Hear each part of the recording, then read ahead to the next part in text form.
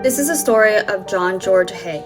Warning, viewer discretion is advised. John Haigh was born on July 24, 1909 in Stamford, Lincolnshire, England. He would later go to have a record for fraud for fraudulent stock shares, purportedly from the estates of his deceased clients at below market rates. His scam was uncovered by someone who noticed he had misspelled Guildford as Guilford on his letterhead. John was arrested for fraud and sentenced to 4 years in prison. John was released just after the start of the Second World War. He continued as a fraudster and further term of imprisonment. Regretting that he had left his victims alive to accuse him, he became intrigued by the French killer Georges Alexandre Serret, who had disposed of bodies using sulfuric acid. John experimented with field mice and found that it only took 30 minutes for the body to dissolve. John was freed from prison in 1943 and became an accountant with an engineering firm. Soon after, he bumped into his former employer, William McSwan, from Kensington Pub. McSwan introduced John to his parents, Donald and Amy. McSwan worked for them by collecting rent on their London properties, and John would become envious of his lifestyle. On September 6, 1944, McSwan disappeared.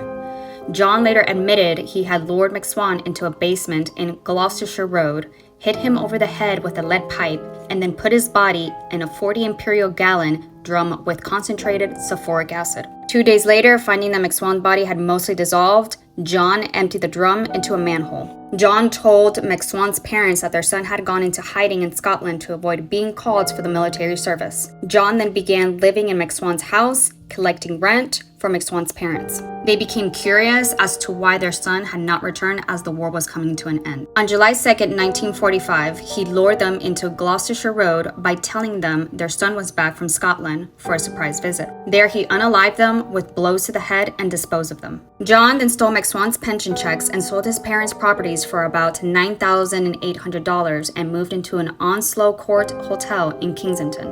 Was a gambler. By 1947, he was running out of money. To solve his financial troubles, he found another couple to unalive and rob, Archibald Henderson and his wife, Rose. After feigning interest in the house that they were selling, he was invited to the Henderson flat. At the party, John would steal Archibald Henderson's revolver and planning to use it in his next crime. He rented a small workshop at Leopard Road, Crawley, Sussex, where he moved acid and drum there from Gloucester Road. On February 12, 1948, he drove Archibald to his workshop and then the pretext of showing him an invention. Alright, you guys, follow me for part 2 of the John Haigh story.